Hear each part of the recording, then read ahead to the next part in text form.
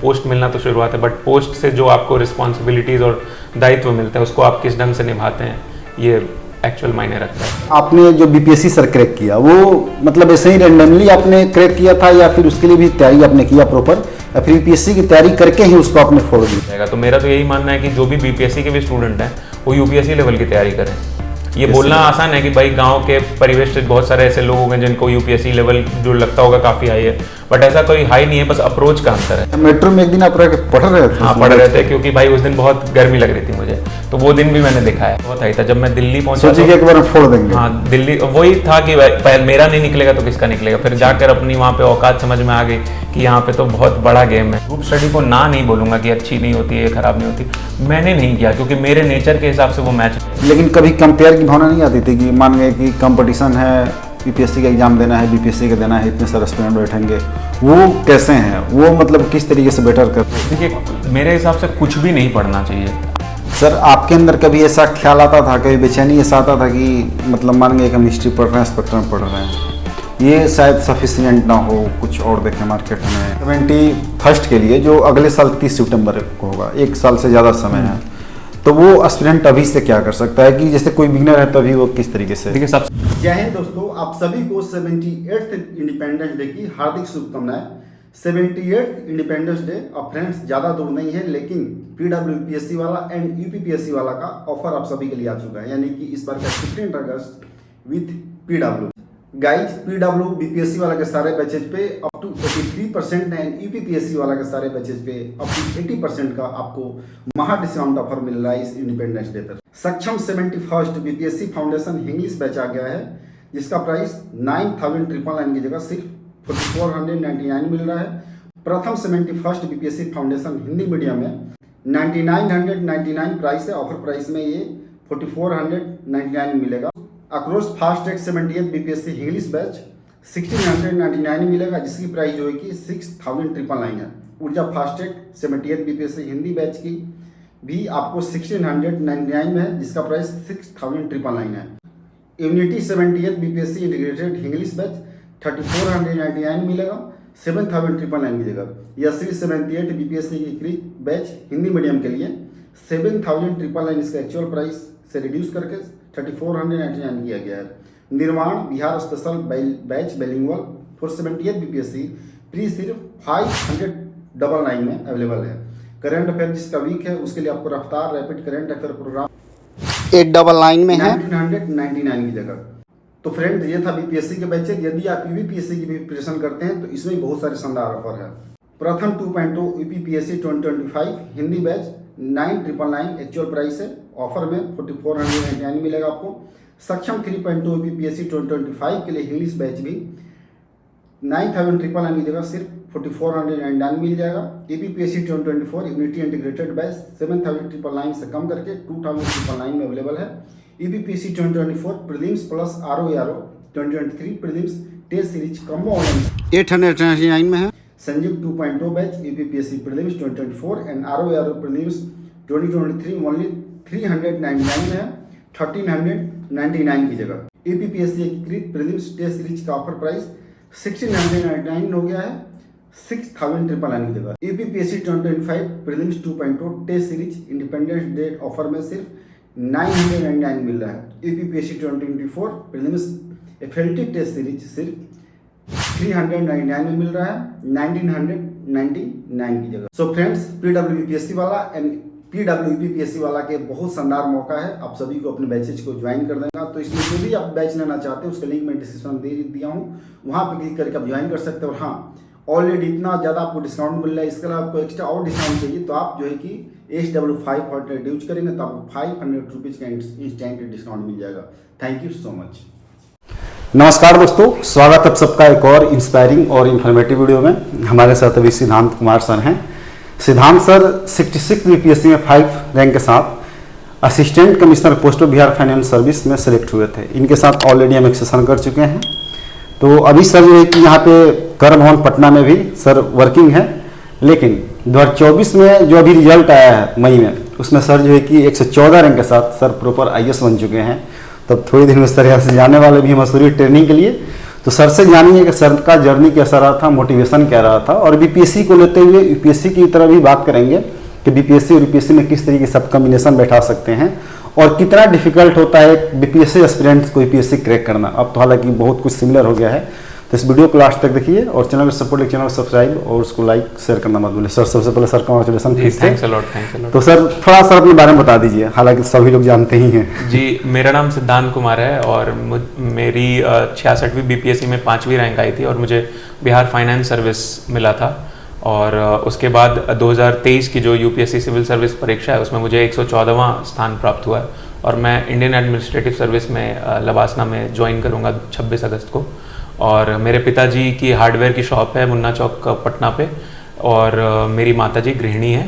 और मैंने कहीं किसी भी कोचिंग से तैयारी नहीं की, मैंने सब कुछ सेल्फ स्टडी किया। मैं दिल्ली गया था बट वहाँ की फ़ीस काफ़ी ज़्यादा थी मेरे लिए, तो मैंने किसी कोचिंग की सहारा नहीं लिया। हाँ, मैंने सोशियोलॉजी के लिए प्रवीण पांडे सर से पढ़ा है, बाकी जनरल स्टडीज़ सारी खुद की है। और इसके पहले मैंने एक बार और इंटरव्यू दिया था यूपीएससी का, उसमें मुझे कम मार्क्स मिले थे इंटरव्यू में, इसके कारण मैं बाहर हो गया था लिस्ट से। और उसके बाद फिर मैंने बीपीएससी फर्स्ट अटेम्प्ट में ही 5th रैंक लाया और फिर उसके बाद फिर मैंने यूपीएससी की अपनी जर्नी स्टार्ट की और फिर इस बार 114वां स्थान प्राप्त हुआ है। और यूपीएससी के लिए मैंने विभाग से 11 महीने की छुट्टी भी ले रखी थी, नॉन पे लीव पे था मैं। ओके सर, जब यूपीएससी का सर मेंस हो रहा था तो सर पटना साइंस स्कूल में सर हम मिले थे जी। आपके पास सर माइक ले गया था, आपने कहा नहीं सिलेक्शन होने के बाद हम फिर मिलेंगे। जी। सर कैसा अनुभूति है, मतलब कि बीपीएससी में सिलेक्ट होना 5th रैंक के साथ और अभी सर आईएएस बन जाना? जी देखिए, काफ़ी अच्छा लगता है कि आप जिस सपने को लेकर बढ़े थे वो सपना साकार हो गया। बट ये तो बस मतलब शुरुआत है, लाइक पोस्ट मिलना तो शुरुआत है, बट पोस्ट से जो आपको रिस्पॉन्सिबिलिटीज़ और दायित्व मिलता है उसको आप किस ढंग से निभाते हैं ये एक्चुअल मायने रखता है। ओके सर, बात करिए कि आपने जो बीपीएससी सर क्रैक किया वो मतलब ऐसे ही रैंडमली आपने क्रैक किया था या फिर उसके लिए भी तैयारी आपने किया प्रॉपर, या फिर बीपीएससी की तैयारी करके ही उसको आपने फोड़ दिया? देखिए, मेरा ये मानना है कि जब प्रकृति को आपको देना होता है ना तो वो दे देती है। तो मेरा तो यही है कि मैंने बीपीएससी का कोई तैयारी नहीं किया, कोई तैयारी नहीं किया था। 20 दिन मैंने प्रीलिम्स पढ़ा। मैं करंट अफेयर्स में मैंने एक किताब उठाई थी स्पीडी, पीछे उसके लगभग 1000 क्वेश्चन रहते हैं, बस मैं वो पढ़ के गया, उसी से सारा क्वेश्चन मैच कर गया। और जहाँ तक मेंस का सवाल है तो मेंस तो यूपीएससी का अगर कोई व्यक्ति है जो यूपीएससी की तैयारी अच्छे से कर रखा है तो उसके लिए बीपीएससी मेंस क्रैक करना कोई बड़ी बात होती नहीं है। सिमिलरली इंटरव्यू भी कोई बड़ी बात नहीं होती है, मेन होता है हर्डल पीटी। तो वो मेरा ईश्वर की कृपा से लक से भी क्लियर हो गया था। तो इसीलिए बीपीएससी तो मैं यूपीएससी के जो अपना जो तैयारी है उसी के दम पे मैंने यूपीएससी क्रैक किया है। ओके सर, थोड़ा कैमरा की तरफ भी। हाँ जी, ठीक है। सर स्पीडी जैसा आपने बताया कि स्पीडी के लास्ट में आपने पढ़ा, 1000 क्वेश्चन उसमें थे और बहुत सारे उसमें आ गया एग्जाम। लेकिन सर 66 में सर आप सिलेक्ट हैं, उसके बाद में 68 से बहुत सारा पैटर्न चेंज हुआ। सर उस तरीके से मतलब बहुत सारे सिलेक्ट होते हैं, वो बताते हैं कि अब स्पीडी में ये एडिटोरिया वगैरह पढ़ के आप सोचो कि बीपीएससी क्रैक कर दो तो वैसा भी रिपीटेशंस नहीं होंगे जी। लेकिन सर आप कैसे देखते हैं, हालांकि आप तो बीपीएससी से ज़्यादा जुड़े नहीं रहे, लेकिन आपकी इसमें क्या राय है? देखिए, मेरा ये मानना है कि अब बीपीएससी का पैटर्न वो हो गया है कि जो यूपीएससी को अपने ध्यान में रखते हुए चले, साथ में अपना बिहार स्पेशल स्ट्रांग रखे, तो उसका बीपीएससी क्रैक होगा। क्योंकि बीपीएससी में आप देखिए एसए को इंट्रोड्यूस कर दिया गया है, साथ ही साथ बीपीएससी में अब काफी व्यवहारिक क्वेश्चंस आ रहे हैं, वो रटे रटाए लूसेंट वाले क्वेश्चंस नहीं आ रहे हैं। तो मेरा ये मानना है कि एक कहावत है, shoot for the star then even if you fail at least you will reach the moon. मतलब अगर आप तारों की तरफ बढ़ें और तारों की तरफ अपना निशाना लगाएं, लोग अगर आप फेल भी हो जाएंगे तो आपका तीर जो है वो तारों की तरफ नहीं जाके चांद तक तो पहुंचेगा ही। तो वही है कि अपना तैयारी का एक स्टैंडर्ड बढ़ा के जब रखिएगा तो बीपीएससी भी क्रैक हो जाएगा। तो मेरा तो यही मानना है कि जो भी बीपीएससी के भी स्टूडेंट हैं वो यूपीएससी लेवल की तैयारी करें। ये बोलना आसान है कि भाई गांव के परिवेश से बहुत सारे ऐसे लोग होंगे जिनको यूपीएससी लेवल जो लगता होगा काफी हाई है, बट ऐसा कोई हाई नहीं है, बस अप्रोच का अंतर है। अगर आप शुरू से बीपीएससी को अपना मानक लेके चलेंगे तो आपका मानक उसी हिसाब से होगा, लेकिन अगर आप शुरू से अपना यूपीएससी को मानक लेके चलेंगे तो आपका स्टैंडर्ड उससे भी ज्यादा हाई होगा। तो मेरा ये मानना है कि यूपीएससी को पॉइंट ऑफ व्यू में रखते हुए साथ ही साथ बिहार स्पेशल अलग से पढ़ते रहें, बिहार के बारे में अलग से नॉलेज लेते रहें, बिहार की ज्योग्राफी हिस्ट्री के बारे में पढ़ते रहें, बिहार का करंट अफेयर्स पढ़ते रहें, लेकिन आपका मेन आधार यूपीएससी होना चाहिए। तो उस आधार पे आप बीपीएससी क्रैक कर सकते हैं, साथ ही साथ आप यूपीएससी के लिए भी ट्राई कर सकते हैं। सर मटेरियल सारा यूपीएससी का ही हो? बिल्कुल, मटेरियल बिल्कुल ऑथेंटिक सोर्स जो होते हैं, जैसे पॉलिटी के लिए लक्ष्मीकांत हो गया या फिर मॉडर्न हिस्ट्री के लिए स्पेक्ट्रम वगैरह हो गया, जो भी स्टैंडर्ड बुक्स हर टॉपर रिकमेंड करते हैं वही रखें अपना। और एनसीईआरटी को बिल्कुल भी इग्नोर ना करें और प्रीवियस ईयर क्वेश्चंस को भी बिल्कुल इग्नोर ना करें। सर अभी दिल्ली में सर जो घटना हुई है, बहुत सारे स्टूडेंट जो है कि गांव में रह के तैयारी करते हैं। आपने सर जैसे बताया कि आप विभाग से छुट्टी लेके 11 महीने घर पे रह के तैयारी किया, पटना में रह के। स्टूडेंट बहुत सारे लोग जाना चाहेंगे, अब ये घटना होने के बाद में बहुत सारे स्टूडेंट जाने की भी नहीं सोचेंगे। इसमें सर आप थोड़ा अपना कुछ आउटलुक देंगे, गांव में रह के तैयारी हो सकती है, नहीं हो सकती, या फिर जाना ही होगा, कैसे देखते हैं आप इसको? देखिए, मैं दो महीने के लिए दिल्ली गया था। जैसे ही मेरी बीटेक कंप्लीट हुई, मैं 2 महीने के लिए दिल्ली गया। तो जनरल स्टडीज़ के लिए तो इतनी फीस थी कि मैं अफोर्ड कर सकता था, लेकिन पिताजी के बैलेंस पूरा अकाउंट खत्म हो जाता, तो मैं वैसा कुछ करना नहीं चाहता था। साथ ही साथ दिल्ली में बहुत सारी कठिनाइयाँ थी। मैं 5,000 के रूम में रहता था, जो मुझे बहुत ज़्यादा लगता था। 20,000 हो गया। वो रूम रेंट, मैं ऐसे जगह पे रहता था, मैं सबसे ऊपर वाले फ्लोर पे रहता था, जहाँ पे एक खिड़की नहीं थी उस रूम में, और दिल्ली की गर्मी आपको पता ही है। तो एक दिन तो मेरा ऐसा दिन आया था कि मुझे इतनी गर्मी लग रही थी कि मैं दिन भर मेट्रो में था, क्योंकि मुझे वहाँ एसी मिलता था। उस समय मेट्रो का टाइम लिमिट नहीं था, अब तो टाइम लिमिट भी कर दिया गया कि आप मेट्रो से करते रहे। एक दिन की बात है, दिन भर मैं मेट्रो में ही पढ़ा, क्योंकि मुझे बहुत गर्मी लग रही थी। पिताजी बोलते भी थे कि एसी वाला रूम ले लो, बट 12,000 13,000 मेट्रो में एक दिन आप रह के पढ़ रहे थे? हाँ, पढ़ रहे थे, क्योंकि भाई उस दिन बहुत गर्मी लग रही थी मुझे। तो वो दिन भी मैंने देखा है। तो मुझे ये समझ में आ गया था कि मेरे से दिल्ली में नहीं हो पाएगा, क्योंकि वहाँ पे रहने के लिए एक तो गर्मी लगती थी, ऊपर से साथ ही साथ महंगा बहुत था, साथ ही साथ खाने के लिए अलग टेंशन, कपड़ा धोने का अलग टेंशन। तो मेरे से दिल्ली में नहीं हो पाया। तो 2 महीने बाद जब पिताजी आए, हम लोगों को खाटू श्याम जाना था, तो जब आए तो मैंने बोला पिताजी हम घर पे ही पढ़ेंगे और पटना में ही पढ़ेंगे। तो फिर मैं 2 महीने में दिल्ली से मैं वहाँ गया था बेसिकली सोशियोलॉजी की कोचिंग करने, प्रवीण पांडे सर। तो कर लिया आपने? तो वो मैंने किया था, वो मैंने अपना ऑप्शनल सर से किया है, बाकी जनरल स्टडीज वगैरह सब खुद से किया है। तो फिर मैं घर आ गया और सब अपना ऑप्शनल सर से कंप्लीट किया। फिर मैंने जनरल स्टडीज खुद से कंप्लीट किया। फिर धीरे धीरे वही अपने गलतियों से सीखा। फर्स्ट अटेम्प्ट में मेरा प्रीलिम्स भी नहीं हुआ, 70s में मार्क्स आए थे, जबकि कट ऑफ 98 गया था, तो 20 मार्क्स का अंतर था। दूसरे अटेम्प्ट में मैंने इंटरव्यू तक मैं पहुंच गया, क्योंकि मेरी स्ट्रैटेजी बहुत क्लियर थी कि लिमिटेड रिसोर्सेज और मैक्सिमम रिविजन।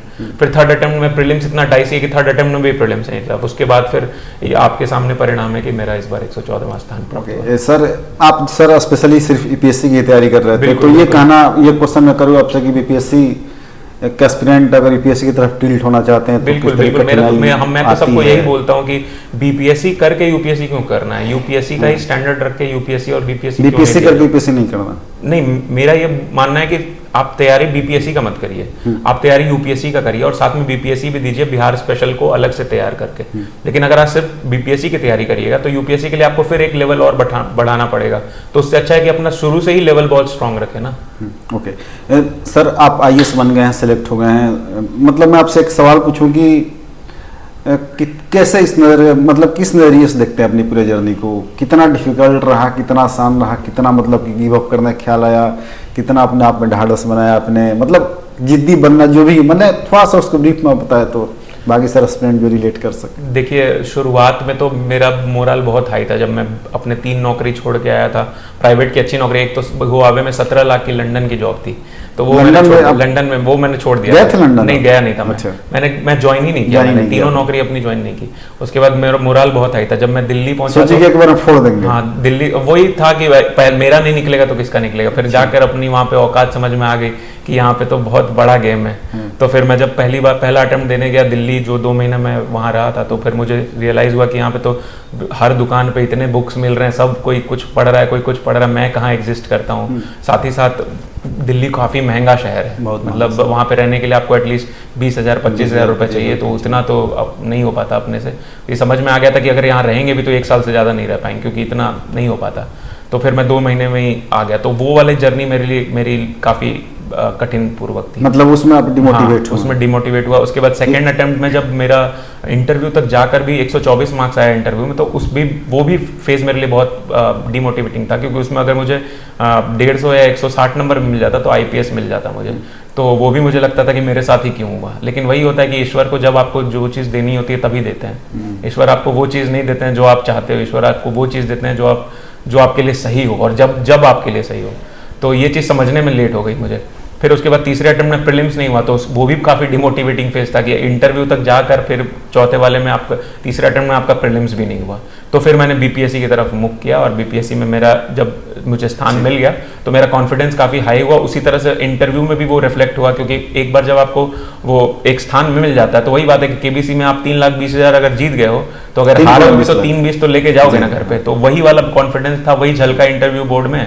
और इंटरव्यू में मैंने इस बार ये स्ट्रैटेजी अपनाई थी कि मैंने इंग्लिश में ना देके हिंदी में इंटरव्यू दिया था, जिसमें मैं काफ़ी ज़्यादा कंफर्टेबल हूँ। ऐसा नहीं कि मेरी इंग्लिश अच्छी नहीं है, बट हिंदी में जो भाव निकल के आता है सामने वाले की तरफ, क्योंकि वो अपनी मातृभाषा है, तो फिर मैंने वो स्ट्रैटेजी अपनाया और इस बार रैंक आया। ओके सर, आप आइसोलेट होकर पढ़ाई किए, ग्रुप स्टडी से आपका कोई मतलब नहीं, कोई मतलब नहीं। एस्पिरेंट सोचते हैं कि हम जाएंगे, कुछ लोगों का ग्रुप होगा, उसमें डिस्कशन होगा। आप पटना में रहें सर, आपके यहाँ इंटरव्यू करने में गया था तो वहीं पर सर का पढ़ाई कर रहे थे, तो इसका सर कुछ डिसएडवांटेज एडवांटेज सर क्या होता है? एस्पिरेंट से बहुत रिमोट। देखिए, मैं ग्रुप स्टडी को ना नहीं बोलूंगा कि अच्छी नहीं होती है, खराब नहीं होती। मैंने नहीं किया क्योंकि मेरे नेचर के हिसाब से वो मैच नहीं करता है। अगर आपको बहुत अच्छा ग्रुप मिल जाता है तो ये भी बहुत अच्छा है, सबका अपना अपना स्ट्रैटेजी होता है। मेरे वो स्ट्रैटेजी से मैच नहीं कर रहा था। मुझे लग रहा था कि मैं एक लोन वॉरियर की तरह होकर, क्योंकि आपको ऑलरेडी अब टेक्नोलॉजी का ज़माना है, आपके टॉपर स्टॉक इतने सारे हैं कि आप सलाह अगर आपको लेना है तो आप यूट्यूब पे जाकर या फिर कहीं पे ऑनलाइन रिसोर्स पे जाकर आप सलाह ले सकते हो। अब वो ज़माना गया कि प्रतियोगिता दर्पण के लास्ट वाले पेज में देख रहे हैं कि स्ट्रैटेजी क्या होती है, तो अब ज़माना बदल गया। तो मेरे हिसाब से मेरे लिए ग्रुप स्टडी सूट नहीं करती थी, तो मैंने खुद से रहकर खुद को ही एनालाइज करता था कि कहाँ गलती हो रही है और फिर उसके हिसाब से रिफॉर्म लाता था। तो मेरे हिसाब से ग्रुप स्टडी मेरे लिए सूट नहीं करती थी, किसी और के लिए कर सकती है, मैं उसको गलत नहीं बोलूँगा। ओके सर, जैसे आप बताया कि खुद से आप एनालाइज करते थे खुद के लिए, लेकिन कभी कंपेयर की भावना नहीं आती थी कि मान गए कि कंपटीशन है, यूपीएससी का एग्जाम देना है, बीपीएससी का देना है, इतने सारे एस्पिरेंट बैठेंगे, वो कैसे हैं, वो मतलब किस तरीके से बेटर कर रहे हैं? आप सर, आपके अंदर कभी इसे भावना नहीं है कि हम कैसे अपने आप को जांचे दूसरे कंपेरिजन में? ये कभी सोचा कि नहीं, मैं इतना नहीं सोचता था, क्योंकि मुझे पता था कि अगर सच्ची मेहनत हो तो एक दिन वो रंग लाएगी। और मुझे सेकंड अटेम्प्ट में ही भगवान की कृपा से मुझे इंटरव्यू तक जाने का मौका मिल गया था, तो वो मेरे लिए काफ़ी मोटिवेटिंग फैक्टर था कि कुछ तो है मेरे में, तब तो मैं इंटरव्यू तक पहुंचा। और इंटरव्यू में खराब मार्क्स आ गए थे तो मुझे बस वो इम्प्रूव करना था। तो इस बार वही 124 से 193 का जो जर्नी है 70 मार्क्स का, वही रिफ्लेक्ट हुआ। तो मैंने कभी अपने आप को कम नहीं आंका, क्योंकि मैं एक वेल सेटल्ड जॉब छोड़ के आया, वो ज्वाइन नहीं किया मैंने एक्चुअली। और उसके बाद फिर मैं जब इस फेज में आया तो फिर मैंने अपने आप को कभी कम नहीं आंका, बस ये सोचता था कि हाँ, यहाँ चूक हुई है, उसको सुधारूंगा आगे जाके। ओके सर, बात करिए कि स्मार्ट स्टडी की, जैसे कि पिछले बार भी इंटरव्यू के तो आपसे सवाल हम पूछे थे कि स्मार्ट स्टडी कैसे करना होता है, कैसे सर पॉसिबल हो जाता है? बहुत सारे आर्ट्स वाले, ह्यूमैनिटी वाले करते हैं, जो डी में BHU JNU जैसे यूनिवर्सिटी में है, वहाँ उस तरीके का एम्बियंस होता है तो वो कर लेते हैं, और दिल्ली में रहते भी हैं वो लोग। लेकिन जो गाँव में हैं, मतलब कि एक होता है ना कि उनका पैटर्न बन जाता है कि एक ट्रेडिशनल वे में पढ़ाई कर रहे हैं, बुक निकाला, बुक पलट रहे हैं, नोट्स पढ़ रहे हैं, लेकिन समझते नहीं है कैसे फिल्टर आउट करना है, कैसे चीज़ों को अपने साथ करना है। तो सर उस पर क्या कहेंगे? मतलब गांव के लोग कैसे तैयारी? गांव के लोग चाहे सर जो स्मार्टली नहीं पढ़ रहे हैं, मतलब वही ट्रेडिशनल और कन्वेंशनल स्टडी कर रहे हैं, तो देखिए, मेरे हिसाब से कुछ भी नहीं पढ़ना चाहिए। आप सबसे पहले तो अगर आप तैयारी स्टार्ट कर रहे हैं तो कुछ ऑथेंटिक, देखिए सारे टॉपर्स ऑथेंटिक ही होते हैं, मैं बोल रहा हूँ कि कुछ ऐसे टॉपर्स को देखे जिनसे आपको लगता है कि हाँ, ये इनका नेचर मेरे नेचर से मैच कर रहा है। जैसे मैंने अनु कुमारी मैडम को काफ़ी फॉलो किया था सोशियोलॉजी को लेके, ऐसे को लेके। तो उसी तरह मैंने काफ़ी टॉपर्स, जैसे मैं नाम बोल रहा हूँ, मुदित जैन सर को भी ऐसे में काफ़ी फॉलो किया।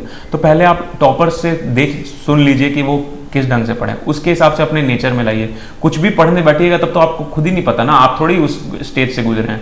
तो जो व्यक्ति उस स्टेज से गुजर के गलतियां कर चुका है, उनकी गलतियों से सीखे और आप उस गलतियों को ना दोहराएं।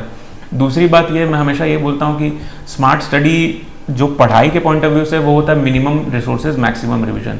कुछ बहुत लिमिटेड ऑथेंटिक रिसोर्सेज को पकड़ें और उसी को बार बार पढ़ें, बार बार रिविजन करें। 10 किताब को, जैसे मान लीजिए हिस्ट्री अगर आप पढ़ रहे हैं तो 10 हिस्ट्री की किताब पढ़ के आप IAS नहीं निकाल सकते हैं, एक ही हिस्ट्री की किताब को 10 बार पढ़कर आप निकाल सकते हैं। तो मैं ये बोलना चाह रहा हूँ कि मिनिमम रिसोर्सेज मैक्सिमम रिविजन, साथ ही साथ स्मार्ट वर्क, अपने आंसर को इस ढंग से लिखे, बुलेट पॉइंट्स में लिखे, डायग्राम्स बना के लिखे, ताकि इन्विजिलेटर आपसे इंप्रेस हो। सिमिलरली आपको कभी ना कभी इंटरव्यू में फेस करना है, तो इंटरव्यू में फेस करना, तो अपने व्यक्तित्व को उस ढंग से बनाइए कि आपकी वोकैबुलरी चाहे वो हिंदी में हो या इंग्लिश में हो, सामने वाले को प्रभावित कर सके। आपको बोलना आना चाहिए, सामने वाले से डरना नहीं है, क्योंकि आपको एक अल्टीमेटली एक ऐसा पोजीशन मिलेगा जहाँ पे आप एक जिला को लीड करिएगा, चाहे पुलिस सर्विस ये हो गया या एडमिनिस्ट्रेटिव सर्विस हो गया। तो अगर आप डरिएगा तो वो फिर कैसे काम चलेगा।